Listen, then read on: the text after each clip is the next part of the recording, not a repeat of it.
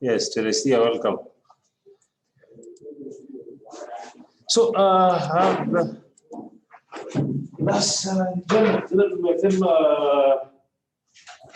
kuna something called neoclassical theories. Yeah. Tukasema this 21, 26. Today is the game. Yeah. Maybe you don't watch football. This is the game. Yeah. Okay. Interesting. So,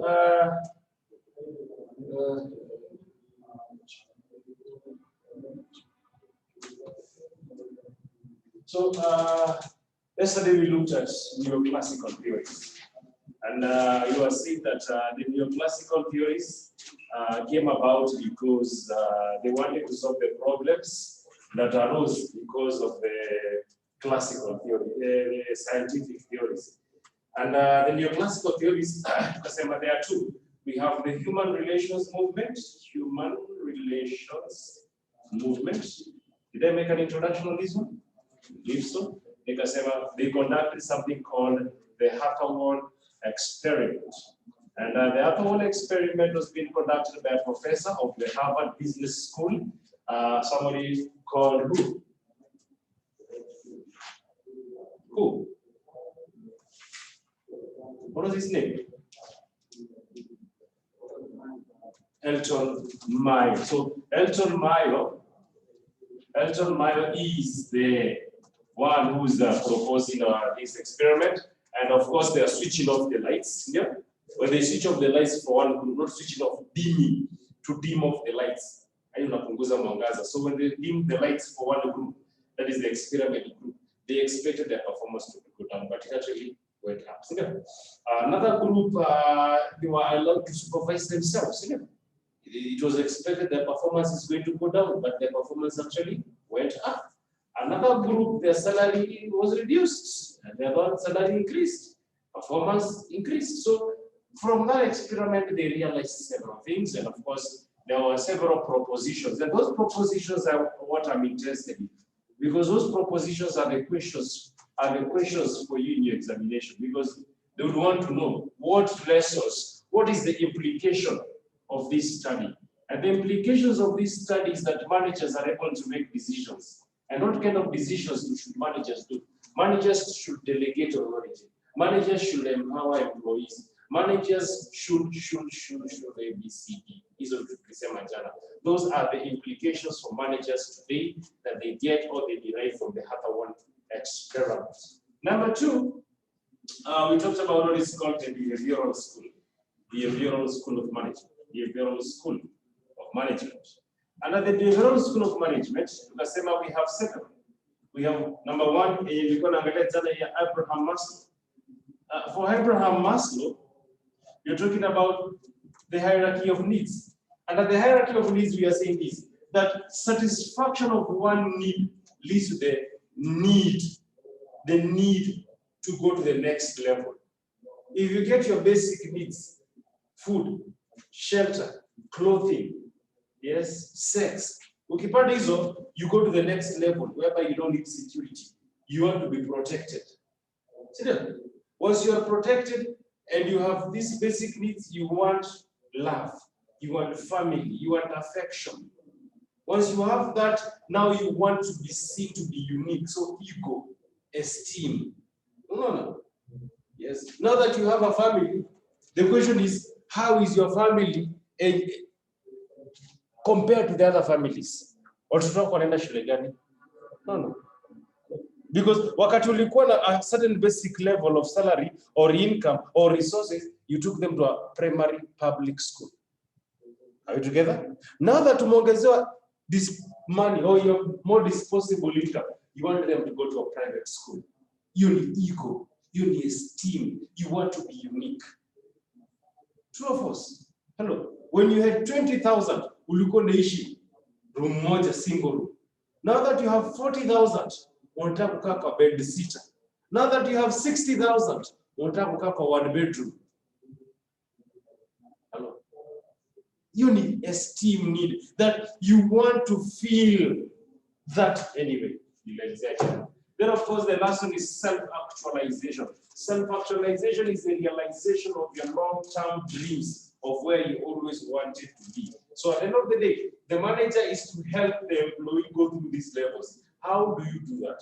Because kama ni basic needs, you provide ABC. Kama ni family, you take care of this and that. So all these issues, I believe it is mentioned. So number 2 today, I believe there are certain ones that I circled and nikasema nitaangalia. So the next one we talk about what is called Frederick Herzberg's two-factor theory. I want to look at those ones very fast. Alafu niende to the modern management theories, so that we will meet next week. Very good. So Frederick Herzberg, two-factor theory. Frederick Herzberg, two-factor theory. Frederick Herzberg. Frederick Herzberg, two-factor theory. The case today where they, but online I see only several, others have not joined, and also the other ladies have not joined. How many do you PDF? Watu wakipata hizo wanasema hakuna cha kuandika short notes. So I'm getting reaction. So next time, yes? Okovasha. Hey, sawa. Say this. Frederick Herzberg tried a different approach to study of employees' motivation.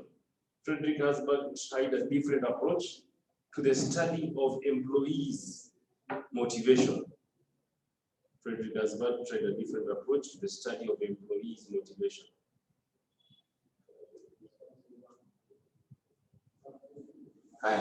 He reasoned that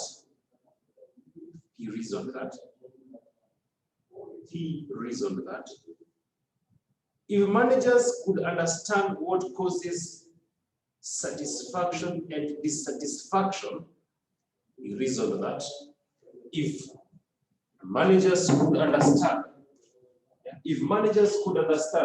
what causes satisfaction and also what causes dissatisfaction,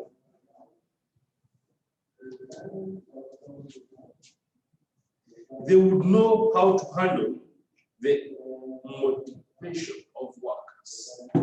They could understand what causes satisfaction and dissatisfaction. They would know how to handle and motivate workers. They would know how to handle and motivate workers.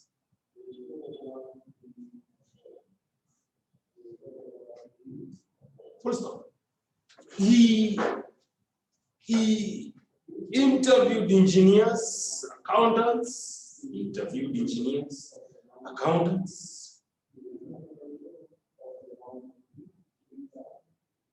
and asked them to describe their work experience, in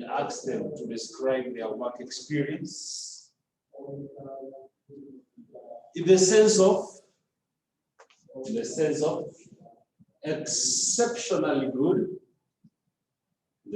exceptionally good, or exceptionally bad,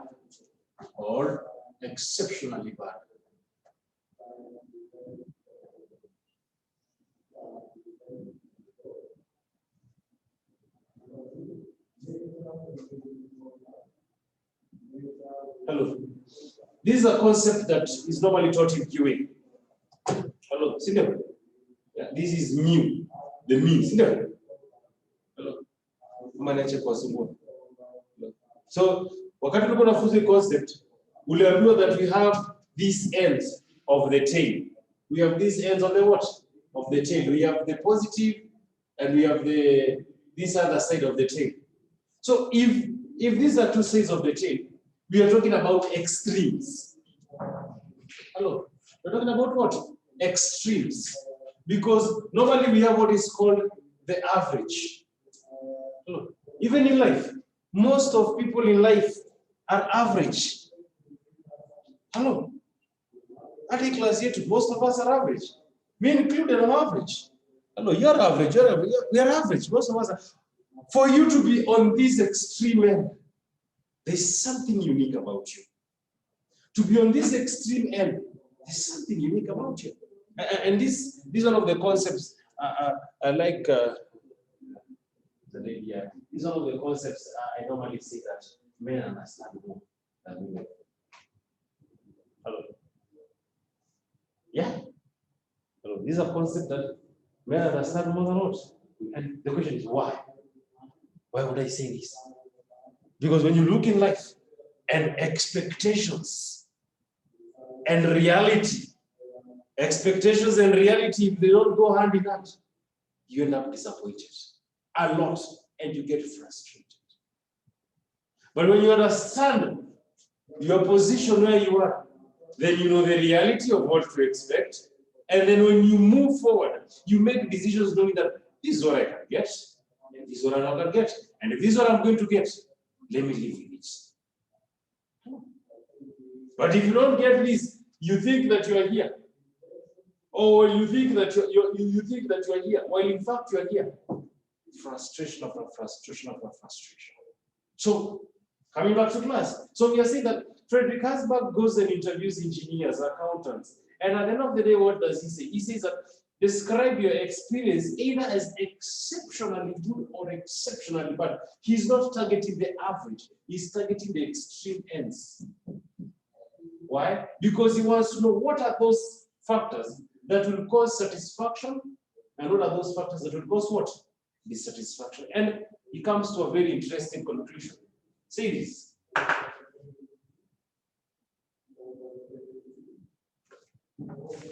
Say this. He develops, then draw this. He develops, then draw this. Here we have motivators or satisfiers. And then here we have dissatisfiers or hygiene factors.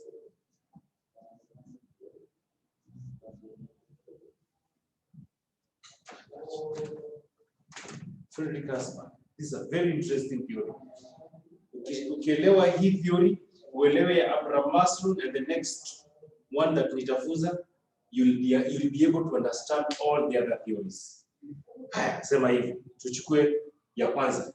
Satisfiers stroke motivators. Satisfiers stroke motivators. Teresia, I hope you're good. You can type there if you're good, or to watch a nyumba, or if we are not audible, so that we can shout more. And there's also an emoji there, you can react. Ndio kuna kuanga na reactions hapa kwa Zoom. Unaweza react tuseme yes, thumbs up. Unaweza sema hallelujah, shout hivyo. Yes. There are very many things here you can do. Hello. Yes. So, yes, she's good. So that is that. Say this, satisfiers stroke motivators. They are concerned with the job itself,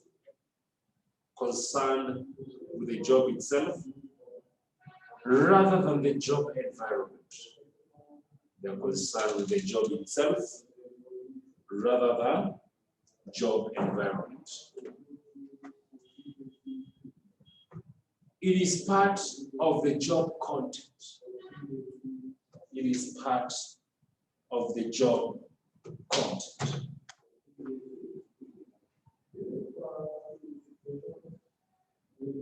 These factors operate to build, strong motivation. These factors operate to build strong motivation and job satisfaction.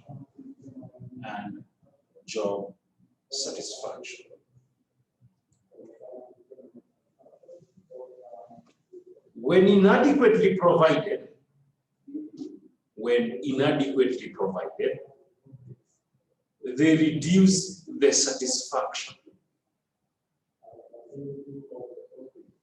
When inadequately provided, they reduce the satisfaction, stroke motivation needs.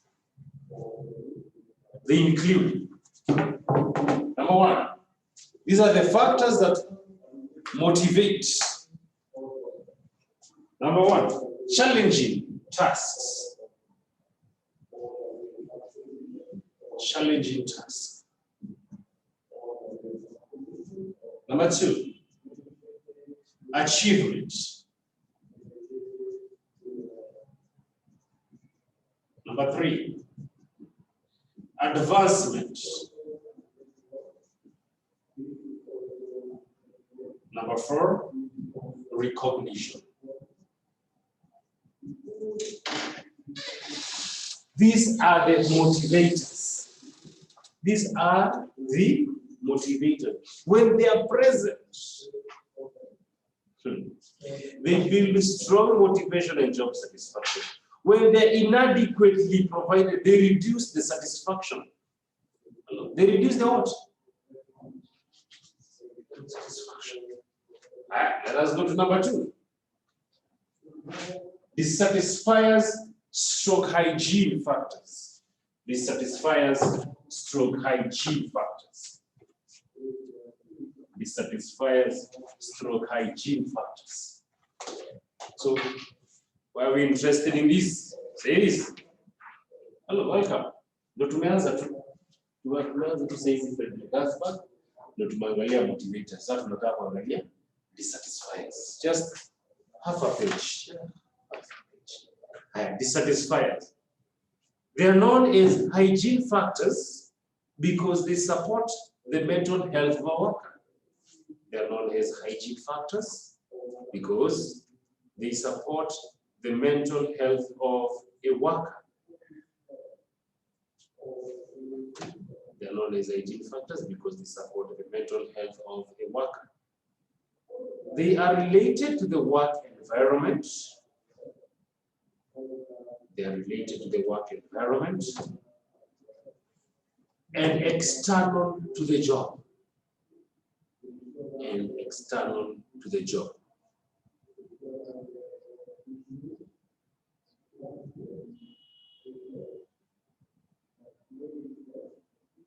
When improved,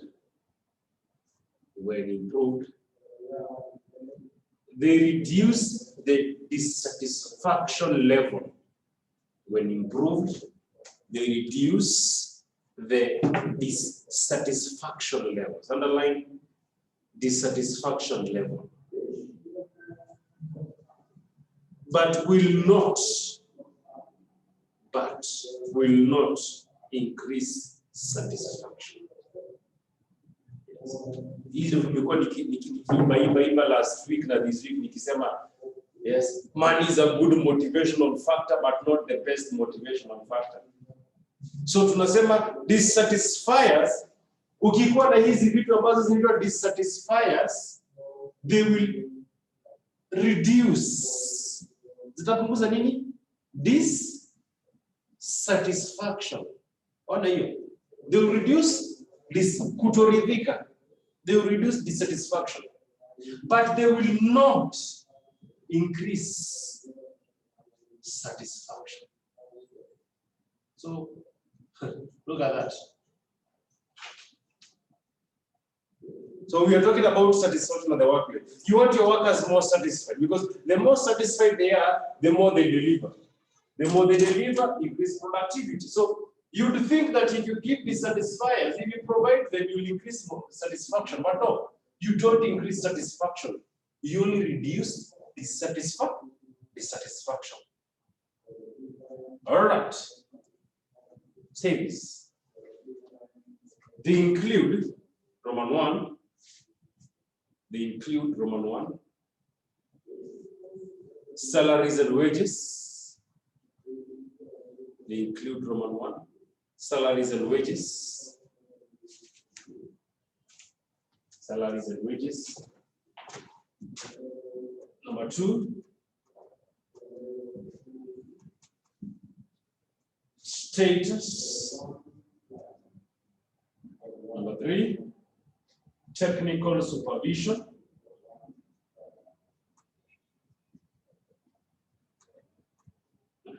Number 4, working conditions.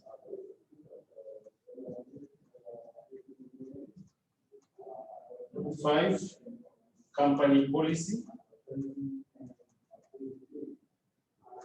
Number 5, job security. Number 6, number 7, interpersonal relationship. Interpersonal relationship. Interpersonal relationships. If these are provided, they are necessary. Just because nimesema they will not increase satisfaction, and Frederick Herzberg amesema they will not, haimaanishi ati asifai kuwa pale. No. You cannot afford to think like that. Hello. You cannot afford to think like that. These dissatisfiers, these hygiene factors that is here, hello, they are very important because kama as yuko utaona shida. Can you imagine having low wages and salaries, complaints, resistance to the workplace? Imagine having people, they don't have status, nobody knows nobody knows that you did a particular work. Ama this is your position, ama this is a problem. There is no technical supervision. Of course, hata one experiment, ilisema people, when they are led to supervise themselves, they can improve productivity. But hapa tunaongelea tunaitwa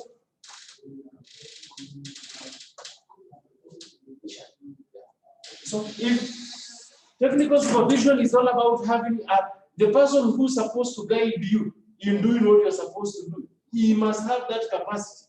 Hello. You can imagine a scenario, you're working at an engineering firm, you're at a machine, na mwenye na supervisor anajua kutumia machine. It's going to be challenging. Although other one experiment ilisema when people are led to do things on their own or they are supervise themselves, they'll actually increase productivity. But remember, those people are competent. So technical supervision, working conditions, clean air. Hello, you don't know the value of clean air. Bako kema ni hakuna clean air. Hello. Shiko kwa building alafu exhaust electric. Exhaust ikijiko kwa jirani, building ya jirani. Leo sio ulikuwa unaendelea kukaa umetulia tu kwa nyumba. How does the environment quickly change? Ama mtu afungulie sewage mali hiyo sewage iweze kunuka. Or you are traveling along a particular road, alafu harufu fulani itokee na ulikuwa umelala, you wake up immediately, sio? That's the value of having clean air, comfort, light.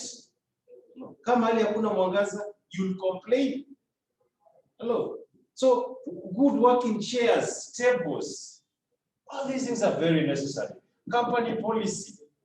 Hello. In case of accident, injury, what should happen? Yes. In case somebody wants to apply for leave, what is the policy?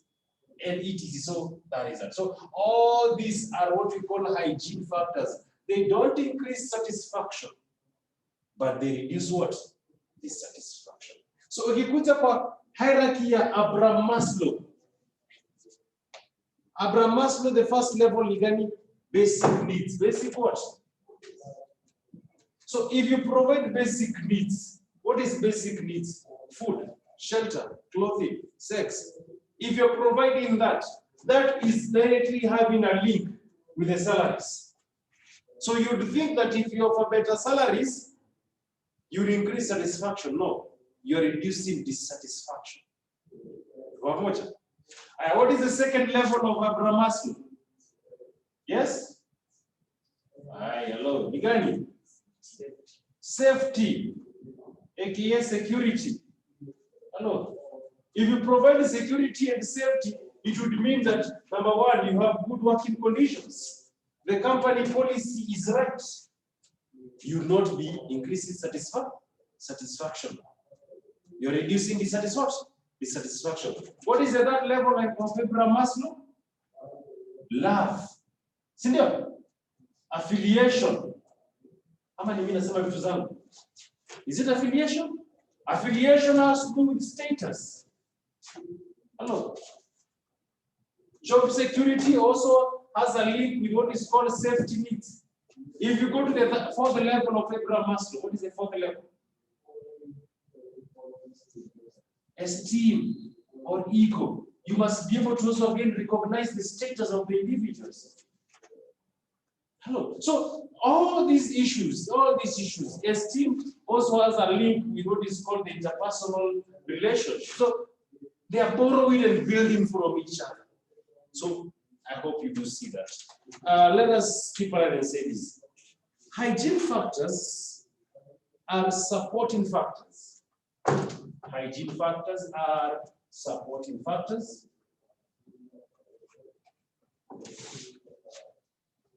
Hygiene factors are supporting factors. And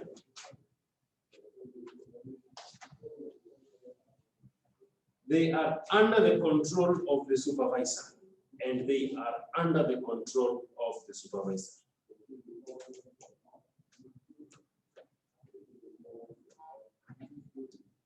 Herzberg reasoned that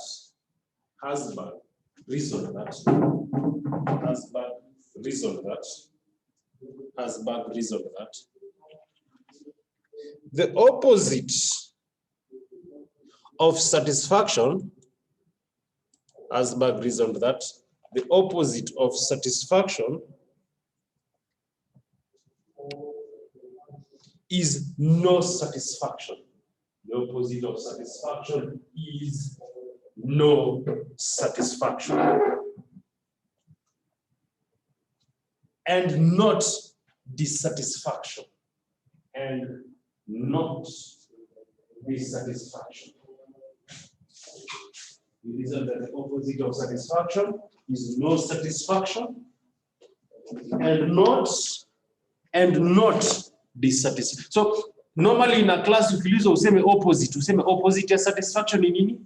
Utasema opposite ya satisfaction ni nini? Dissatisfaction, si ndio? Hello, kwa class ya English, opposite of satisfaction ni nini? Dissatisfaction. But huyu jamaa anasema hapana, opposite ya satisfaction ni no satisfaction. Ni extremes. You are not there. Nilichora curve hapa nikasema ukifundishwa quantitative analysis ulifundishwa hii average, sasa anaangalia huku extremes.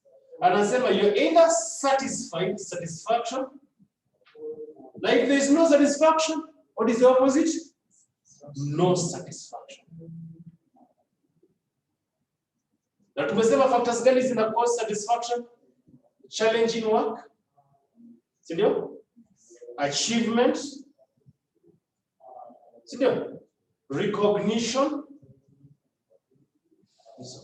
So inamaanisha that if your work is challenging, yes, gives you satisfaction because unafanya kazi yenyewe si kila mtu anaweza fanya. You've been achieving certain goals, but you've not been recognized. Nobody is recognizing that you have achieved these goals. Inamaanisha that uko kwa no satisfaction. Hata kuna percentage kadogo kwa no satisfaction. But if you was looking at average, you would see that you're satisfied. Kwa sababu uko na hii na hii ni hauna. But because you're lacking this, totally no satisfaction. Na hivyo unaona boss, that's how managers reason. Managers anakwambia heri hapa kuliko mahali pengine. Unaona? Siko umeshipata hiyo statement. Heri hapa kuliko mahali pengine. Kwa nini? The reasoning is that you cannot get everything you want. Again, the law of average. You cannot get everything you want. The manager will tell you, hapa nimekupatia salary, haichelewangi, inakujanga kila mwezi. Utenda mahali pengine, yes, utapata higher salary, but sometimes itakuwa inakuja. So is it satisfaction or no satisfaction? No satisfaction. So he is at the extreme end. I say this. He viewed the opposite of dissatisfaction. Yes, this is another line, yeah. He viewed the opposite of dissatisfaction. He viewed the opposite of dissatisfaction is no dissatisfaction.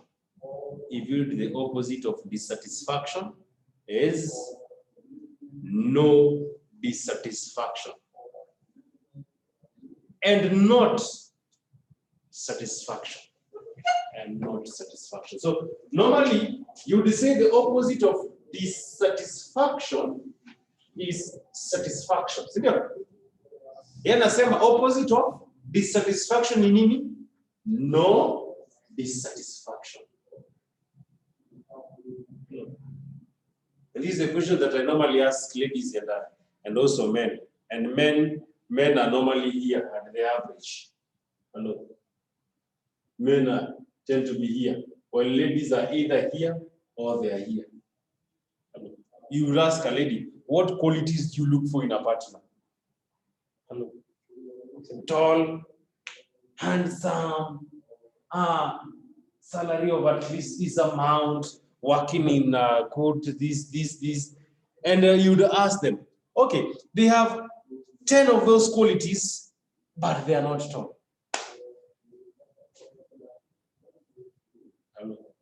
You are the lady today with Teresia and others. They have the 9 qualities that you're looking for, but one quality, they are not tall. Yes or no? Yes. Sure. Teresia, they have the 9 qualities that you're looking for, but the last quality, number 1, the last quality,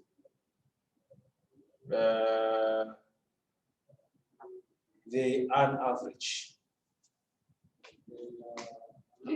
Akona zote the 10, you're looking for 10 qualities, no? And moja ile ya mwisho, they are average. Apart ile pesa yenye unataka. They say saying, I think we can work with that. Look, so there's a problem because most today in today's society will tell you no. Will tell you what? No. But look at men. Men tell them, what qualities are you looking for in a lady? They tell you, I'm looking only for 3 qualities. Hello. Cooperative, submissive, agreeable. If they have this, I'm good to go. Hello. So for them, they will not be at this extreme. They will not be at this extreme. They will be likely somewhere here. Hello. And whenever I look at this issue in this manner, I've come to a realization. One of the reasons why today our young women in society don't want to get married is because they have this particular standard that they have been sold. Wakiambiana that this is what I want, this is what I want, this is what I want. I can do better. I can do better. And you're thinking you can do better, and you have at least 10 qualities you're looking for. Now, if somebody is lacking just one, unasema opposite of satisfaction in nini? No satisfaction, uko extreme. No. Now unasema opposite of dissatisfaction in nini? No dissatisfaction. Well, I've said that when you're in society, most of us are what? Most of us are what? Average. So somebody is average, but he wants to deal in an extreme. You're going to lose out. Niko nasema hakuna kazi. You're an accountant. Next year, by this year, utakuwa maliza CPA. Alafu nasema hakuna kazi. Because wewe kwa kazi ni nini? Kazi ni una 50,000, kampuni yenyewe iko smart, because unataka kwenda mahali watu wakikuuliza wale wanafanyanga kazi, unasema ninaanga kampuni fulani. So there are these standards about a job that umejiwekea kwa akili. No. So you may get a company, it's a good company, it's a stable company, but their salary is average. So no job or there's a job. Sasa uko hapo uko average, unasema you think that is a job. But let us think about Frederick Husband. No job or there's a job. There is no job. Why? Because you are dealing in what? Extremes. You are either here or where? Here. So what is that? Say this. According to him, to motivate workers, Managers must pay special attention. Managers must pay special attention to job-related factors. Managers must pay attention to job-related factors which will improve motivation. Which will improve motivation. According to him, to motivate workers, managers must pay special attention to job-related factors which improves motivation and satisfaction. And satisfaction. Rather than concentrate on traditional hygiene factors,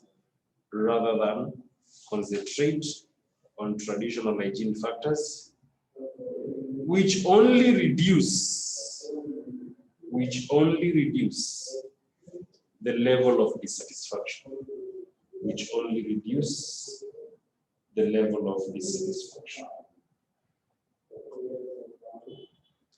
In the work environment,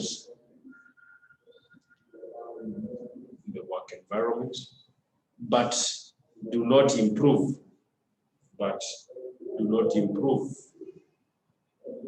satisfaction of employees. But do not improve satisfaction of employees. So there you have it. And if today you are a manager, even if you have been a manager, whoever says where you are an employee, hello, hopefully, yeah? Unatakanga manager hapa concentrate on nini?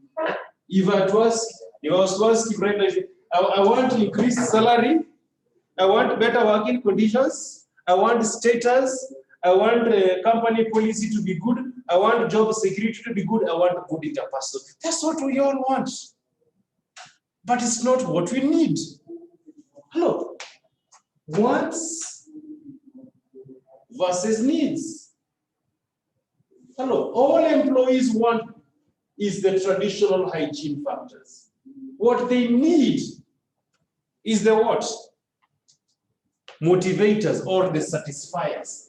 Is challenging work, achievement, recognition, and of course, advancement. You move through the levels. Accountant 1, accountant 2, accountant 3, finance officer, finance controller, CFO. That's what you need. No. For a manager, most managers focus on what is called the traditional factors. And the traditional factors, tumesema tu saizi, wanataka kucheck on salaries and wages, they want to check on status, they want to check on technical supervision, they want to check on working conditions. And it's okay that you focus on these things, but they are standard. Zinafai kuwa. Kama I'm running a hospital, I have a hospital, you can hospital and run hospital. I would want my nurses wanalipa pesa ngapi per month, wanafaa kulipwa around 60,000. I would want my nurse to either earn 55,000 ama hiyo 60,000 kama kila mtu nurse wote. But now I would want something else. I would want to challenge them. I would want to recognize their work. No, I would want to help them advance their nursing career. And I would also want to ensure that they feel a sense of achievement at the workplace. That is what is going to make my nurse better. Because atakuwa na ketivi anajiuliza swali, hapa na earn 60k, nikienda ile kampuni nyingine nita earn 65k. But hapa, ona vile nimerise within 2 years, niko mahali fulani. Ona vile nasupportiwa ku advance my career. Ona. So those factors are what is going to make you retain your quality employees. Because baadaye tutasoma na strategic management. Tuseme kinaitwa competence, core competence. Core competence. Hello. Core competence. You must be able to retain a certain caliber of a certain caliber of resources. If it's human resource, unafai to retain the best talent and skills. If it is intellectual property, you must be able to register it on time. If it is a value, anyway, this is core competency. It's a strategy of management. A strategy of what? Management. So how do you build your core competency? Ukiangalia Safaricom, Safaricom is not jina peke yake. Safaricom is its employees. And I like to give this example. If today I take all the employees of Safaricom, from the top CEO to the cleaner, na niwapeleke Telcom, trust me, within 1 year you're going to switch to Telcom. Hello? Hello?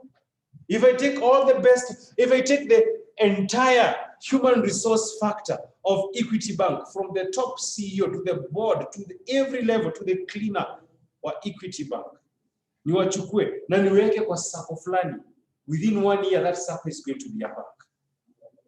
Why? Because at the end of the day we are saying this, it is the most important factor or the most important resource is a human what? Resource.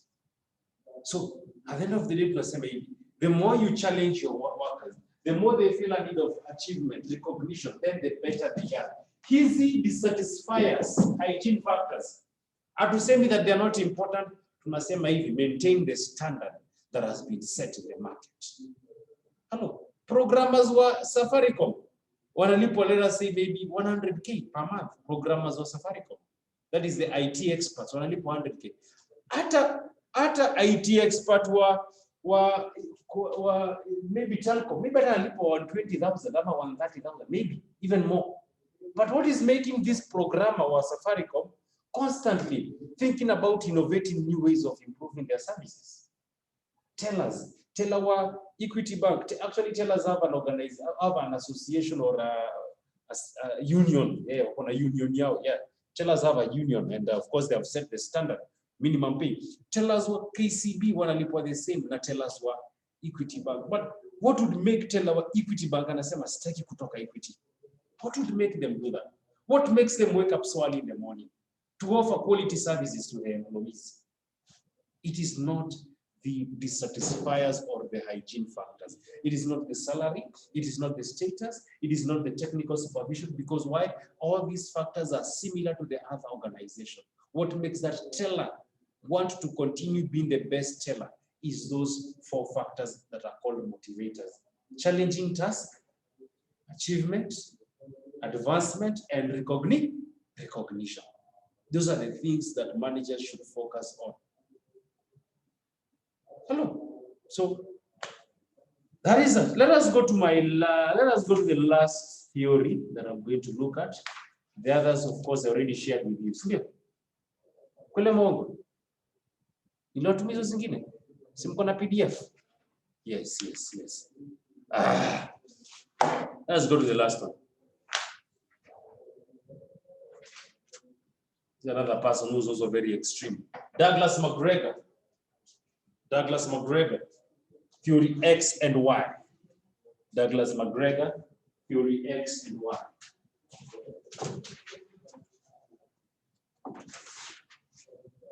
Douglas McGregor, theory X and theory Y.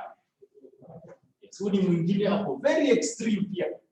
And a view managers and a view employees on 2 extremes. You're either X worker or you're a Y worker.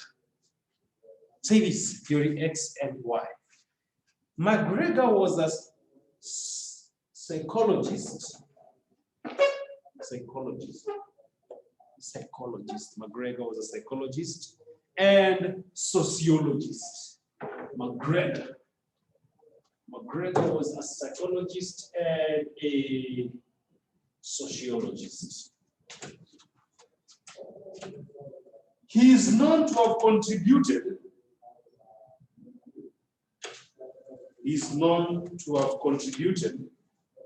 To the ideas relating to motivation. He's known to have contributed to the ideas relating to motivation at work work and argued that people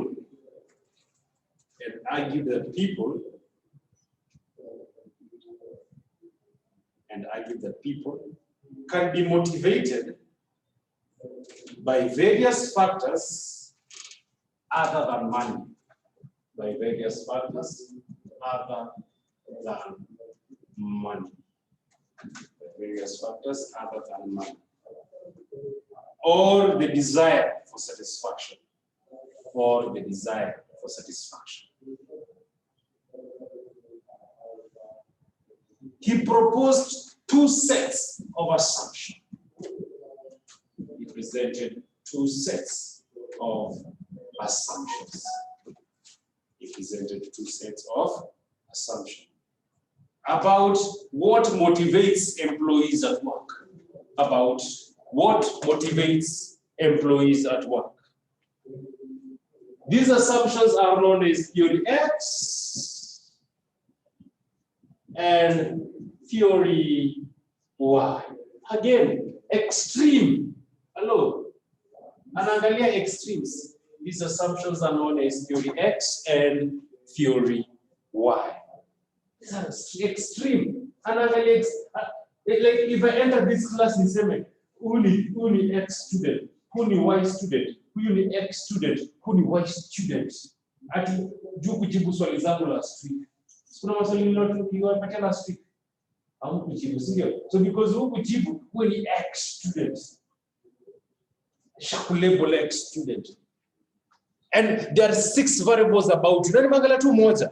And when I look at that one variable, ukufanya assignment, I've already labeled you an X student, that you're not cooperative. It's extreme. Hello. Unaweza ukufanya your assignment, but you've attended our classes, you have been listening in class, you've been reading your notes, you've been going through your past papers, but based on one factor, I've already labeled you an X student. Then mwingine amejibu tu swali moja. Hajajibu zote moja. You're a Y student. It's an extreme. So say this. Theory X. What's in there? Theory X. It's a traditional or pessimistic. It's a traditional or pessimistic view. It's a traditional or pessimistic view. The assumption is that the average person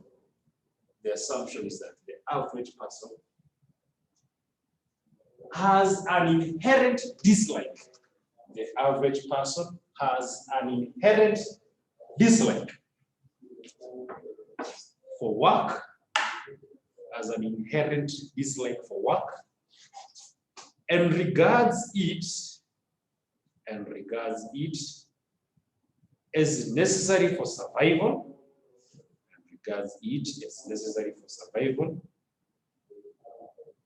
and will avoid doing it, whenever possible. The average person has an inherent dislike for work and regards it as necessary for survival and will avoid it whenever possible. The assumption is that people are lazy.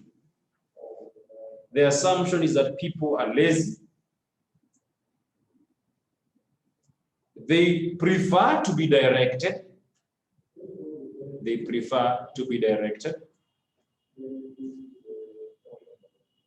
They avoid responsibility.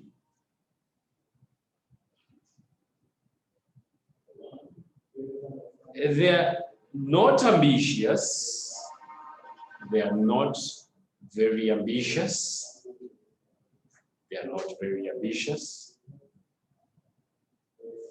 And there is no self-drive or creativity.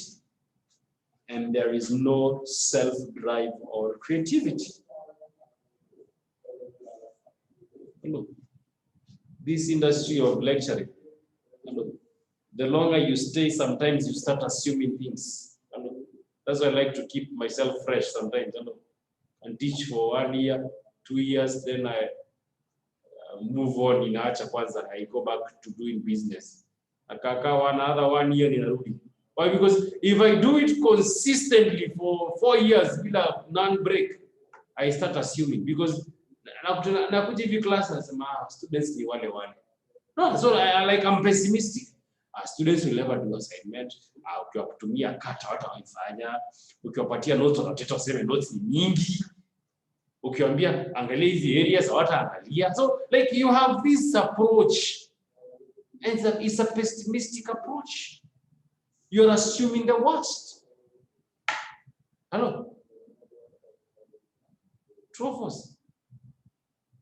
Even in a relationship, the longer you stay together, if you're not careful, if you're not what? Careful, if you're not conscious, is what is called consciousness. If you're not that, you start assuming. Hello. Your partner tells you, nichegeneze chai. Kwani ujui kitchen iko wapi? Hello.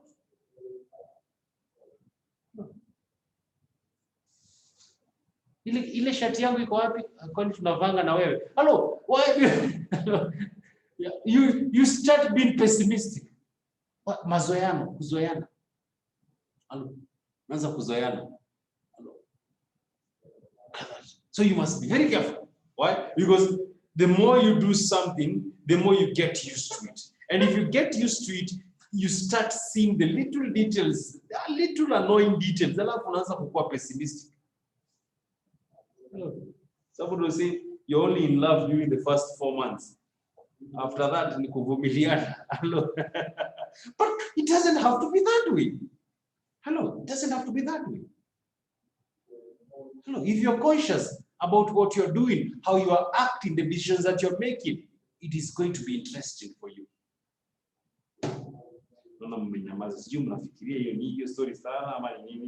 Say this. The theory proposes that people must be controlled, directed, coerced, and even threatened with punishment.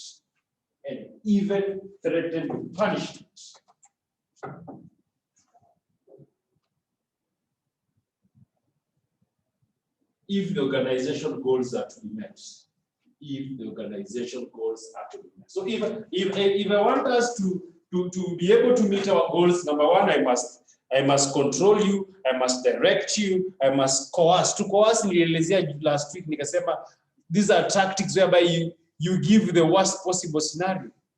Hello. Usipofanya hivi, you will go to hell. See that? Coercion. No, if you don't do this, this is going to happen to you. Kama daktari anakuambia usipomezi hizi dawa, utarudi hapa kama ukiwa wasi. Sipo shida, daktari anakuambia unatishika hizo dawa na meza zote mpaka unamwambia nikimaliza dawa kuna zingine unataka kuniongezea. Hello, coercion. Series. Managers should therefore be strict, authoritarian.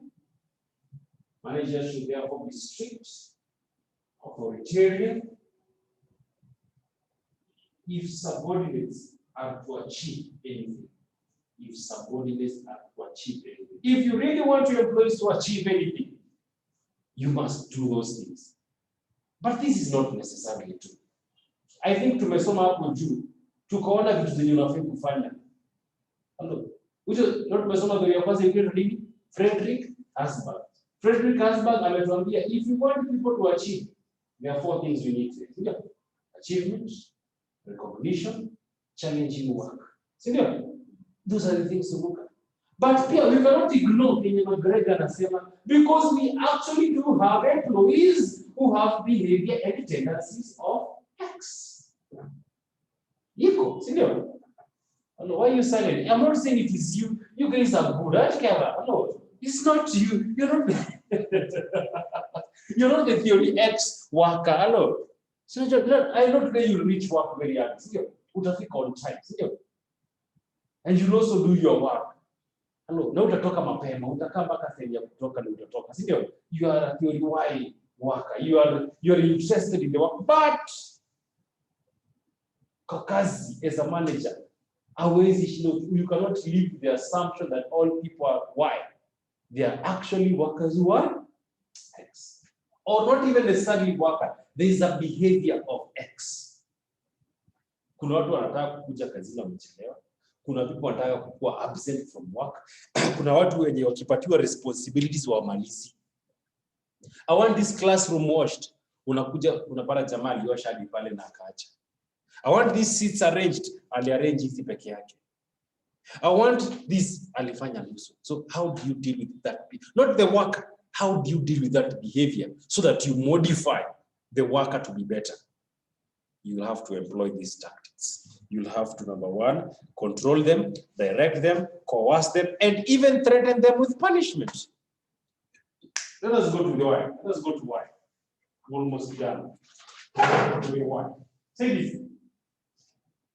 It is optimistic and positive neoclassical view. It is optimistic and positive neoclassical view. Neoclassical view. It's positive. It assumes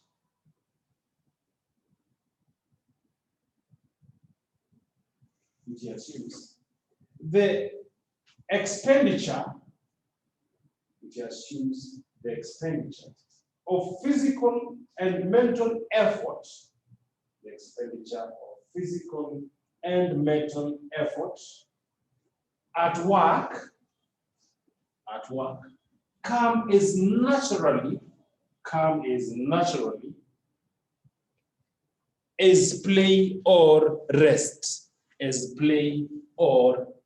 So we are saying that at the end of the day, we are assuming that you come into work, you engaging in the activity of productivity. If you're a doctor, you see your patients, giving them prescriptions, checking on them, doing your research. It is coming to you as naturally, as resting, or as play. Look at the footballers, the likes of Lionel Messi, the likes of Cristiano Ronaldo. Who are they forced to come to training? How must be by somebody is already there? Don't force them. Why? Because they want recognition. I want to be the best footballer. I want to win this reward. I want to be the top scorer. I want to be the best goalkeeper. I want this. So remember the Frederick Herzberg two-factor theories. So they are driven by that. We want our team to be the best team. Now this person is a why work or why behavior. Say this. People will direct themselves towards objectives. People will direct themselves towards objectives. People will direct themselves towards objectives. And if their achievements are rewarded,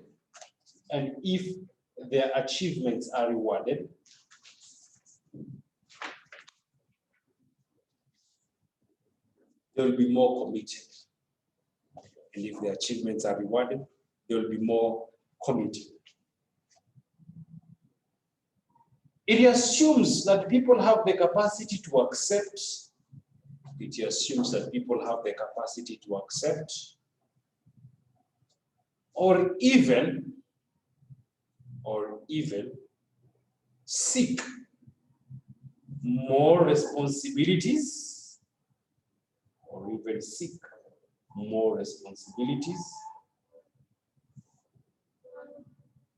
as they use their imagination and creativity, people have the capacity to accept or even seek. Seek is S-E-E-K, seek more responsibilities as they use their imagination and creativity to solve organizational problems. Now that you hire a nurse, and you tell them that this is going to be your responsibility for the first week. Utakuwa kwa ward mail.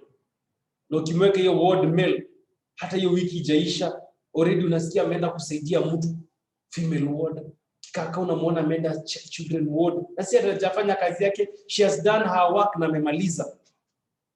Huyo kidogo mali mtu ametapika, ndio amefika hapo ashaosha kama cleaner hajafika. That commitment wako. Hello. Are there such people? Not nurses, people who are like this. Hello. Mtoto kama huyu. Hello. Naacha mtoto kwa nyumba namwambia wenzako ni wasipotee. Hello. That's one of the most interesting responsibilities that here parents giving their children. Watoto wengine wasipotee, like hello, that's your responsibility. Don't do anything else, wasipotee. So which means wakicheza uone mahali wanacheza, wasiende mbali. But unakuja unapata hawajapotea, aliwaosha, amewalisha nguo, hata amepika, amechota maji, and you never told them to do this. Hello. Back at the village, there is this guy who works for us there, and I like this guy. Hello, you send this guy, tell them, I want you to go and graze these goats. Hello, I want you to go and graze these goats. He goes to graze the goats, alafu anafika na kuzigraze somewhere na zifungie huko. Akienda kizifungie huko, when he comes back, kama huko alipata kuni, firewood, amekata firewood ameleta. Anasema hizi nilipata huko ameleta. Tell them, go to the river and do this. They go to the river, they do this, and if they find something, seeking more responsibility. Hello. Ama mimi hilo kazi nilipatiwa, nimefanya, nimemaliza, tusisumbuane. Hello, you rest, sindio? But there are people who are like this. So if you get people who are this way, what do you do to them? Say this. People, it assumes people are willing and ready to work under the right circumstances. It assumes that people are willing and ready to work under the right circumstances.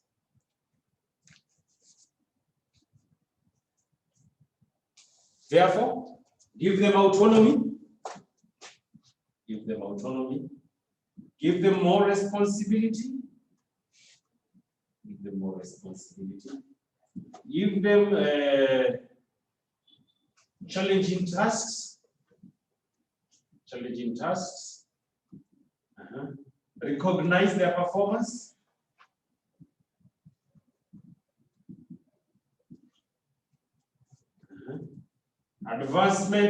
Advancement of career. Yeah, these are the things that you need. Ukikutana na somebody who's why, give them autonomy, freedom. This is freedom. If you give them freedom, they will do it even much more better.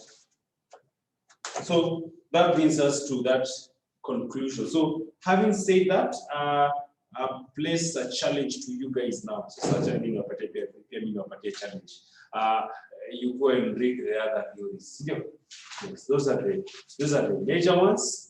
And if you're able to get and understand those three major ones, the others were going to come to you so much easier. Victor Broom, Adam Stacy, B.F. Skinner. Hello. Hello. There's a document I shared with you guys. Let me see. Yes.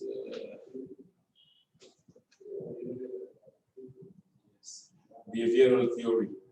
There it is. Yes. Strategic governance and ethics. Yes, there you have it. Douglas McGregor, Asberg's two-factor theory, need for affiliation, what to do. Yeah. So, yes, you guys please look at that. That's how. Please look at that document, and you'll see its photocopy duplication, because how ingine wanakuja baadaye. Hello, tunaanza na hawa. Huyu anasema Abraham Maslow, huyu. Then the rest ones, they are just advancing or expanding what these guys see. So it's just a repetition or a different approach to it. So let us go to our last theories. Number 4. This was number 3, neoclassical theories. Number 4, modern / contemporary theories. Modern / contemporary theories. This is going to be our last issue. Yes, and after we get into one of my favorite topics, strategic management. So these modern management theories, what are these modern management theories? These are the theories of today. Theories coming in from the year 19 what? Let me see. Theories coming in from the year 1950s up to date. From the 1950s up to date, we have what I call now the contemporary or the modern management theories. And one of them is what is called situational theory. Situational theory. Manage according to the situation. That's all. Number two, we have what is called the systems theory. Yes. The organization is a system. Hello. The organization is a what? A system. We have the system of customers. We have the system of processing or production management. We have the system of marketing. We have the system of finance. And if these systems are not working together, kutakuwa na shida. I don't know whether you've ever seen a product in the market that is launched. And then after 2 weeks, 4 months, I don't know, a very short time, the product is dead. The product gani kama yoshaiona ina launch kwa market. Alafu no one buys it. Alafu within 1 year or within 6 months, your product ishatolewa kwa market. Any product kama you umeona of late or recently? None. Hakuna ilitokea na fujo alafu siku hizi huionangi tena. Teresia, any? Yeah. Yola. Kuna yogurt ilikuwa imekuja sometime last year. Ya fruit yogurt, just like a meal. Yola. Yola is still there, but not as popular as they were during that time. During that time, they were in the launching stage, so they were pretty famous. So if I'm not saying that they are failing, if Yola was to fail today, is it a question of failure of production? Because yes, the marketing department did a very good job of creating awareness, but maybe the production department, the quality of the product was not that quality. So yes, there is attention about the product. You go, you buy, but the quality inakufanya unakosa quality. Kubuy. No return sales. No return buys. Or the product department inatengeneza kitu quality, kitu tamu, lakini marketing department ina fail. So unakuwa uko na kitu mzuri but watu hawachimba. Hello. So the organization is a system, and all these systems must work together to achieve a particular objective. Number 3, we have what is called the management excellence theory. Na hapa kuna kadhaa, management excellence theory. Na hii nitawatumia tuna PDF. Hopefully by the end of session Sunday.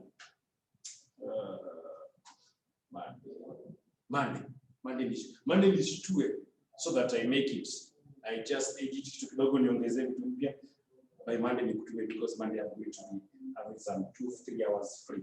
So management excellence theories. These ones are around 8. Hapa ndani kuna 8 contributors. Hello. We have what is called the European criteria of management. We have the Japanese criteria of management. We have what is called the Canadian criteria of management. We have what is called the Baldrige. Baldrige criteria of management. We have the American criteria. Are you noticing the words that I'm mentioning? Management excellence. How did European companies get to that level of success? So we'll investigate all the European companies, do a research, and they came up with the European criteria of excellence. Companies in Australia. So not just Australia, kando ya Africa.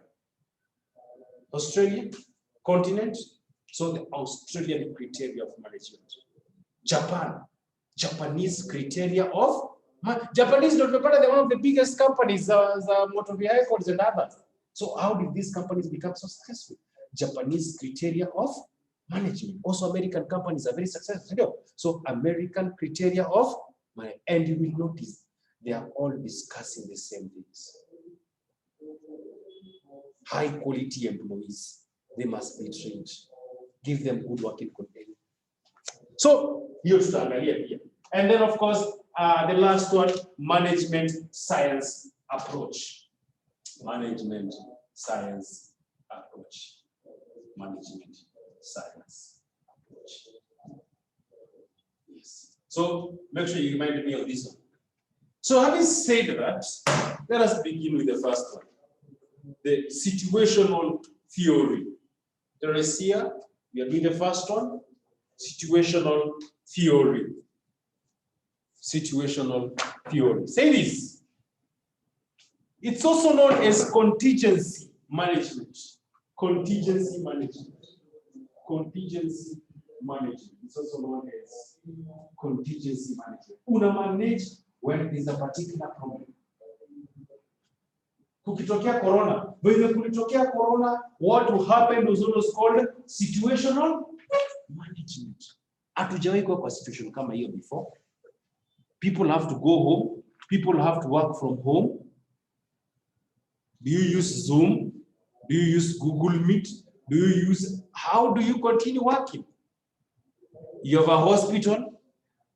You have your doctors, wataki kugojeka, wataki kukua exposed. You have your nurses. We have patients here who need treatment. Daktari wanaogopa kukuja kazi, nurse wanaogopa kukuja kazi. How do you deal with that? How do you deal with that? Situational management. Say this.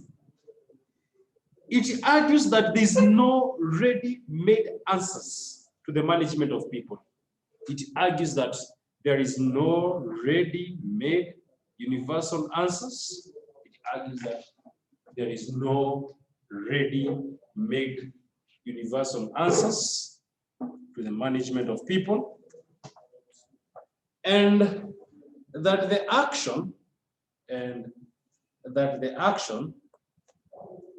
a manager takes, depends on the situation,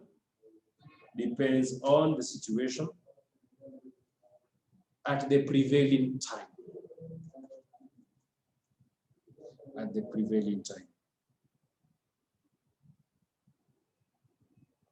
The manager considers the following contingent variables.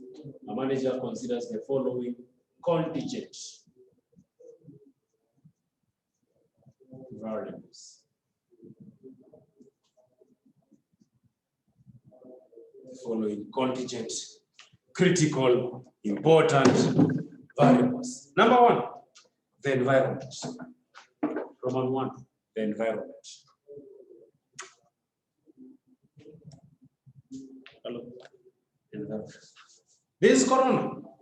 How do you manage a company in Kenya is going to be totally different from how you manage a company in Uganda.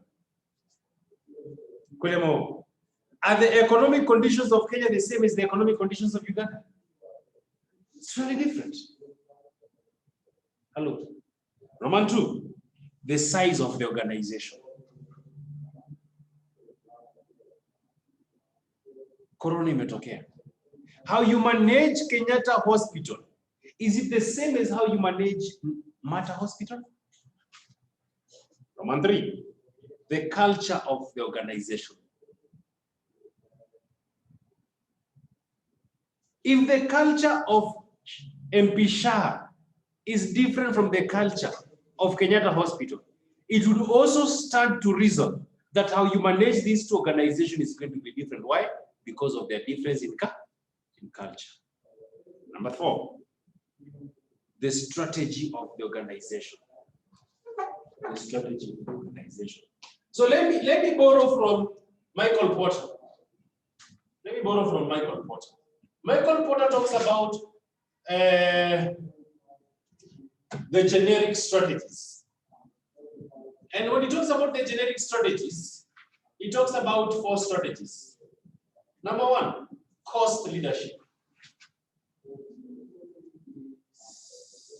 Number 2, differentiation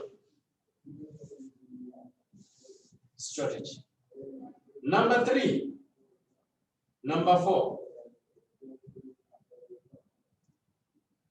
focus cost strategy, focus differentiation strategy.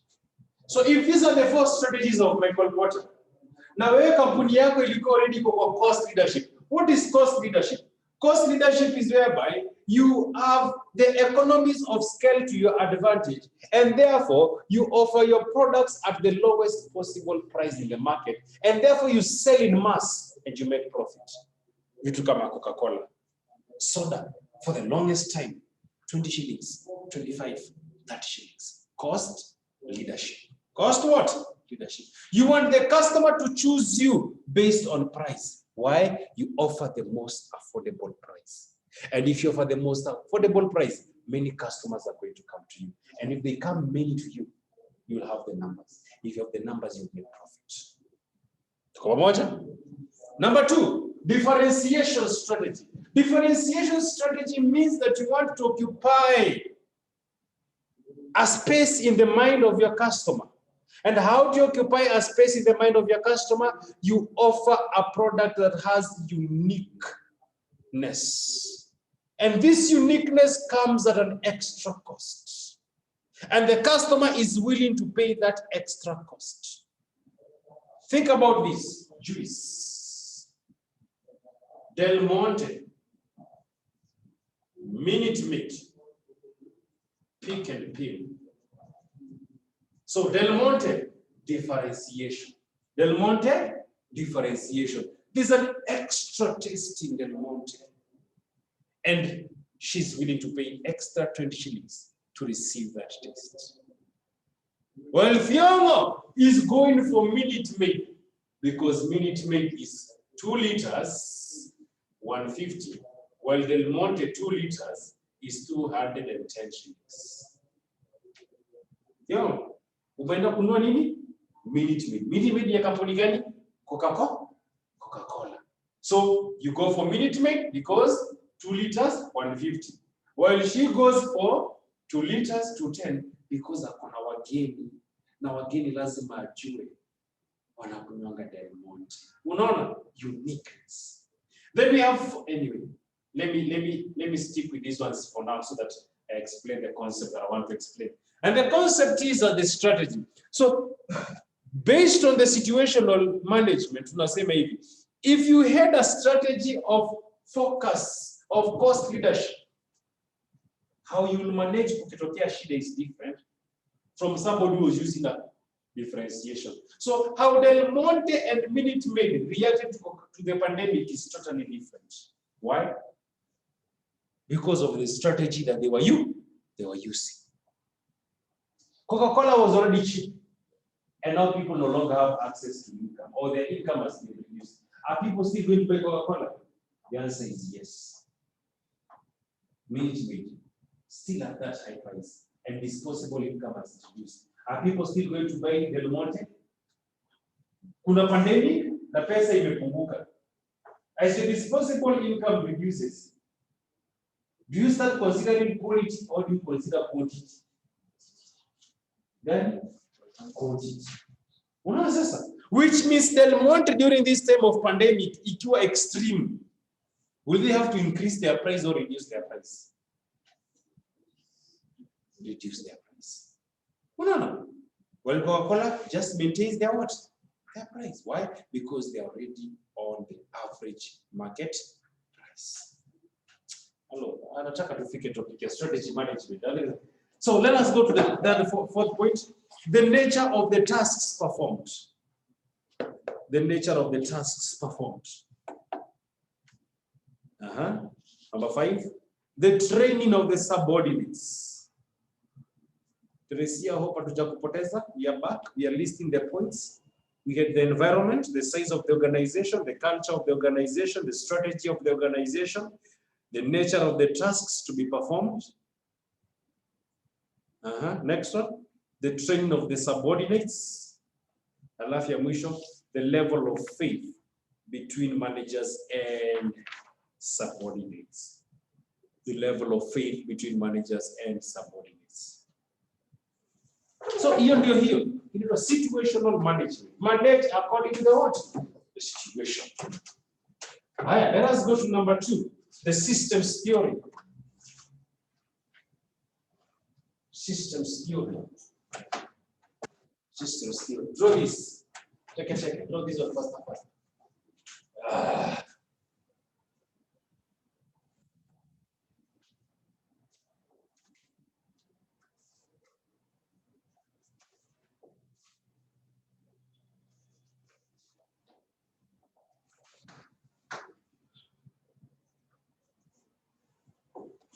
So here we have inputs. Input ni vitu kama data, human capital, raw materials.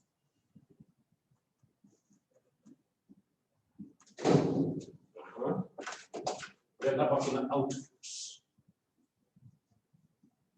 Vitu kama nini? Services, information, goods,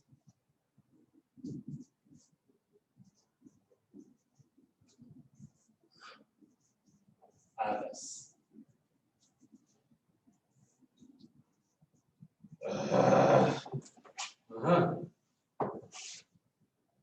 Here we have feedback.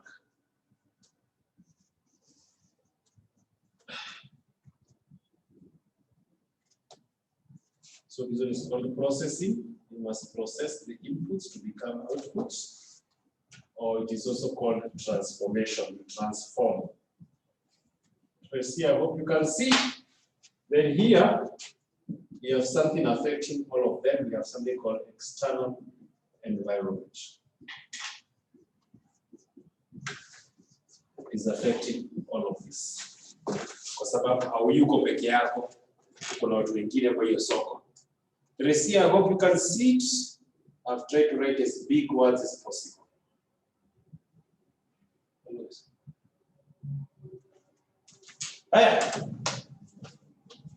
Sorry, take it. Let's start. Let's finish up on this one. I hope you can see.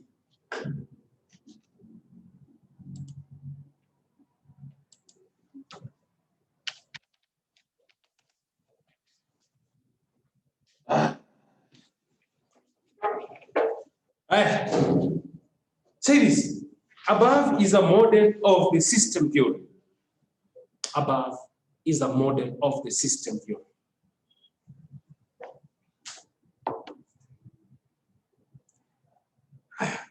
An organization is a system that contains subsystems.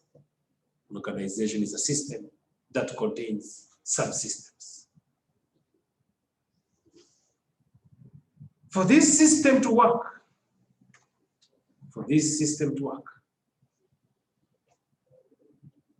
it operates on the principle of synergy. For this system to work, it operates on the principle of synergy. Synergy. Equal finality. For this system to work, for this system to work. So, or to operate, yeah? This system operates on the principle of synergy. Synergy, synergy is S-Y-N-E-R-G-Y. Synergy, equal finality, and entropy. And entropy. It works on the principle of synergy, equal finality, and entropy. Chukua ya kwanza, synergy.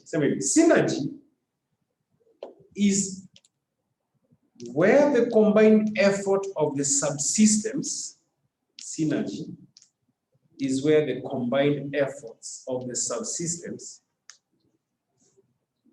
yield greater benefits,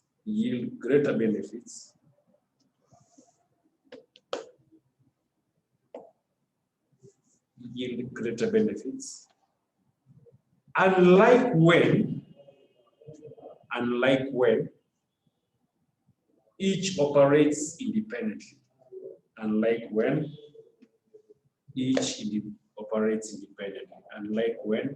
each operates independently. E.g., marketing and finance department,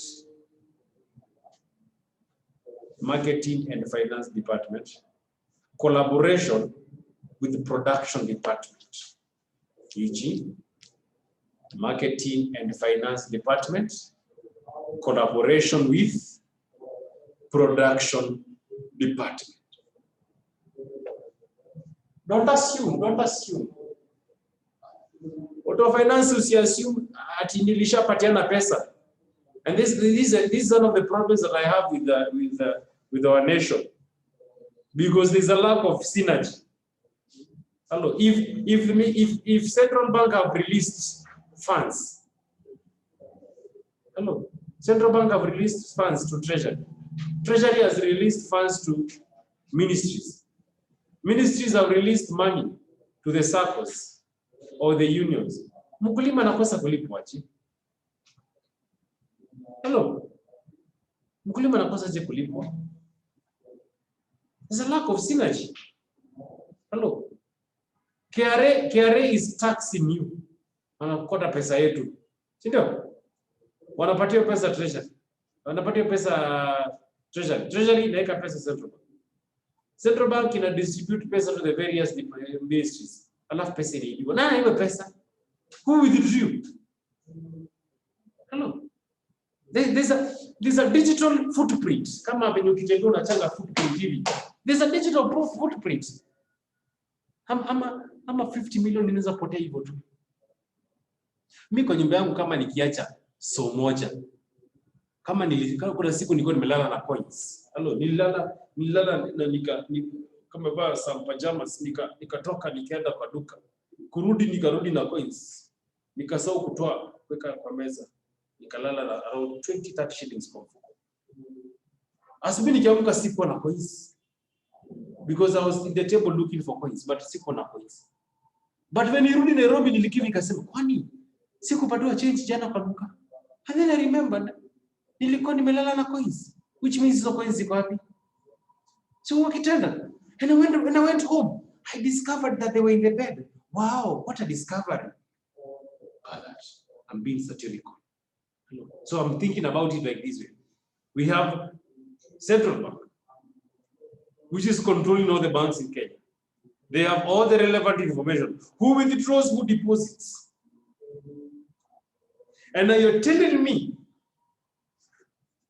hatuwezi jua nilichukua pesa. It's like I work for Safaricom with the intention ya kutoka pesa ya watu kwa M-Pesa. Hello. Ushirala na M-Pesa yako ikuwa na 200 asubuhi mko upate iko 198. Ushawahi? Na ukipata hakuna shilingi 2, what are you going to say? Ukapi shilingi yangu 2. Na utarudishiwa au utarudishiwa? Turudishiwa. Utakuniambia Safaricom have a better system than our government when it comes to tracking of finances. Ati Ministry of Agriculture 60 million ilipotea. Aje. Like, okay, no, the only excuse I like to give is this. If central bank prints money and then they put it in a gunia, alafu waletea kwa ofisini waambie ni gunia ya 60 million, mkwange mnatoanga hapo mkitumia, I would understand pesa inaweza potea. Because mtu anaweza kuja ingize asema amechukua 10,000 na amechukua 20,000, si ndio? But hata ikileta na gunia kuna mtu anakuwa in charge ya kuiweka na kutoa, si ndio? Na atakuwa na record. Huyu alichukua hivi. It's a shame. It's a shame when we hear these things in the media.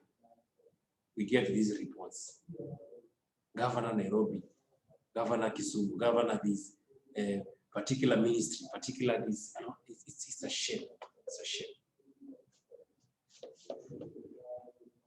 Number 2, equal finality. Equal finality. Say this.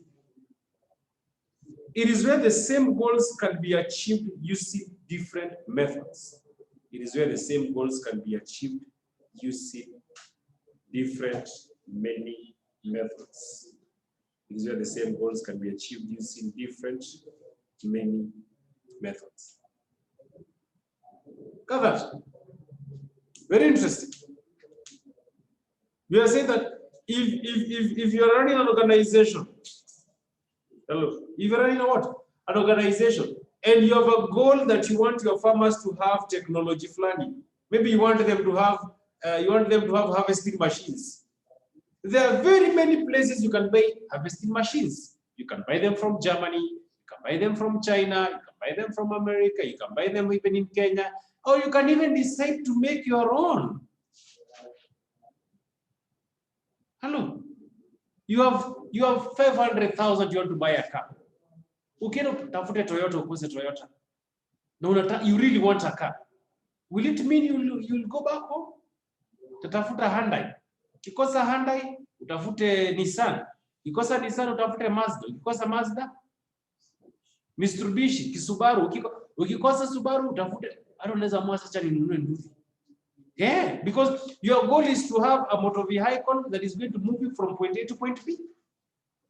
Into entropy. The last of entropy. It's a quantitative measure of disorder in a system. Quantitative measure of disorder in a system. Quantitative measure of disorder in a system.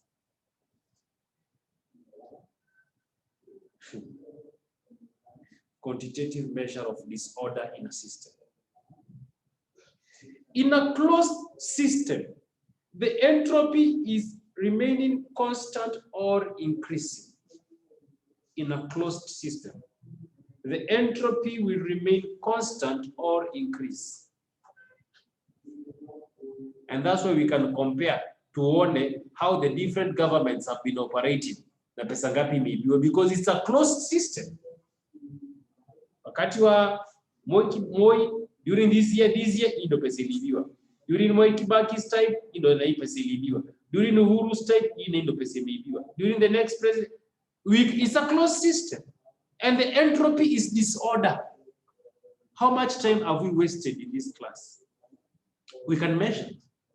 Kama mimi nimekuwa kila saa natoka naenda kwa choo, kila saa sijui nashika simu yangu hapa naanza ku receive calls. We can measure the time that have been wasted.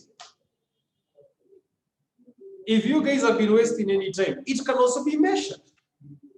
So we are saying this, if you have an organization, there's no way you can say that I failed and I don't know why I failed. Actually, that is the reasoning now. In an organization today, you cannot say, I don't know why I failed. Why? Because based on the systems theory, you can establish why you failed. Either you launched a product that did not satisfy the needs of the customer, or you manufactured a product and you priced it. Yes, it was quality, but the pricing was not good, which means customers could not afford it. Or you have poor employees who have very poor customer relationships, therefore they chased away your customer. Or you never had enough financing to manufacture the number of products you wanted. There are quantifiable reasons why your organization is failing. And if you're knowing the reasons why you're failing, and you can measure them, what do? You take corrective action to reduce disorder. Even the president of Kenya is doing that on today. If the president of Kenya looks at his cabinet ministers, anaweza angalia ajue ni nani wanafanya mambo ikuwe mzuri. Na akaivi aseme, huyu na huyu na huyu na huyu, na wanaleta disorder. Awatoe.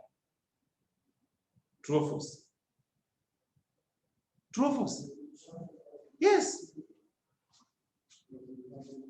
That is that. Let us go to the last one. Management science approach.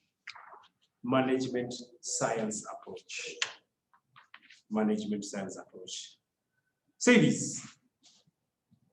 Is a technique which originated from Britain. Is a technique which originated from Britain. When the British government formed, an operations research team. When the British government formed an operations research team. Yeah. It was during the Second World War. It was during the Second World War.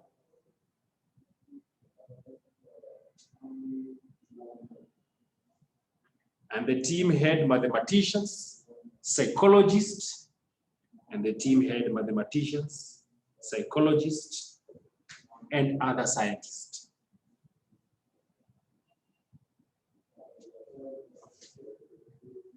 The team had mathematicians, psychologists, and other scientists. They were supposed to develop tactics to outdo the enemy. They were supposed to develop new tactics to outdo the enemy.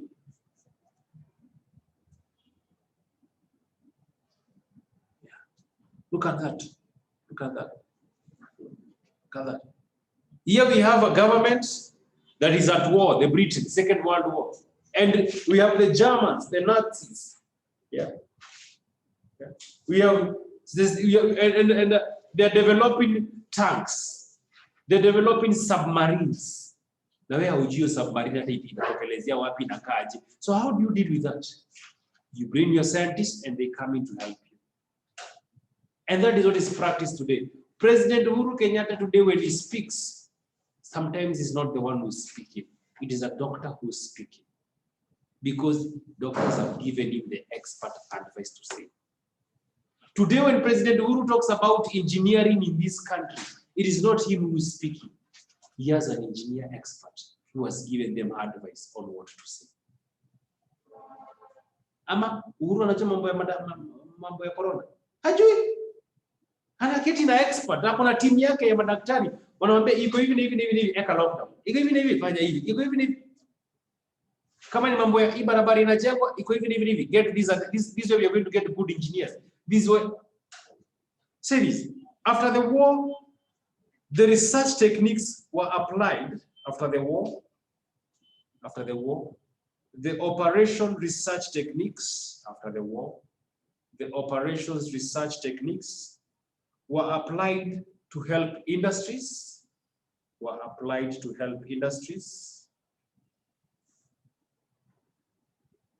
come up with answers to new problems.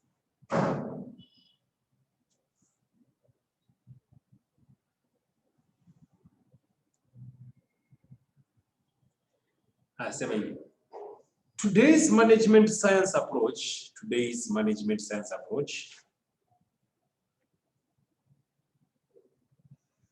revolves around solving problems,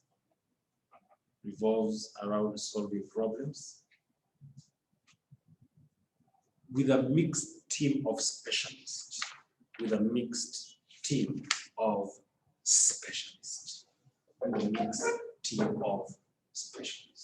Yeah. So that is that. Yes. If you decide to be an MCA today, make sure uko na economists, make sure uko na strategists, make sure uko na psychologists, make sure kuna watu lazima uwe na wao kando yako. Wanakwambia hii kaunti yetu tumekaa hivi tukaona mambo ya education si mzuri. Unaanza mtu wako education, tebu angalia maneno, tell me what to do. Hata kama ni expert, you are an accountant, but make sure umehire another accountant. Because wewe unaona vitu kulingana na macho yako. Yata kuambia alafu uangalie useme yenyewe. No. And these are one of the reasons why unaona Kibaki's regime was somehow better. No. When Kibaki came into power, he surrounded himself with competent people. No. He hired most of his friends from Makerere University.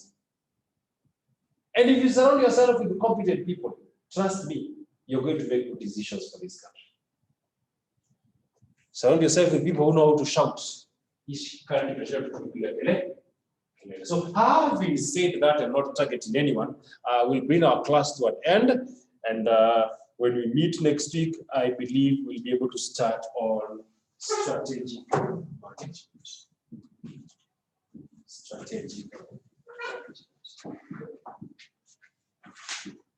This is going to be our next issue. If the Yangalia within the next 4 weeks, I hope it will be enough. Within the next 4 weeks, nataka nimalize hiyo. Of course, mimi nasema nataka kumaliza, but unajua mimi sitafanya exam. Hello, mimi sitaki kusoma. Mimi nataka wewe usome. Hatika? Yeah, so in as much as I may have a target ya kuimaliza within the next 4 weeks, please, if there's an area nafiko nasema uelewi, please make sure that you communicate with me so that I try as possible so that we are all on the same page. Yeah. so that we all get to understand. So having said that, you guys have a very good weekend, and we had said we'll organize for a class. Niliambiwa you guys will be either available on this Sunday, time flani. So I now know the time that mmesema it's agreeable with most of you. Yeah. So if that is the time that is most agreeable, let me talk now to the management, and then we'll be able to organize, and then I'll communicate, and then we can meet for that extra class so that we are on track. Yeah, so have a good day and a blessed weekend. Church. See you guys later.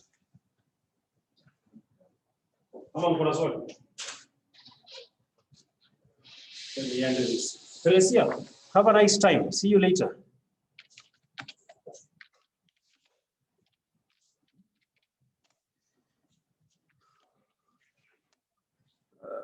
Good. Someone's up to me emotions. Very good. Yeah. Good.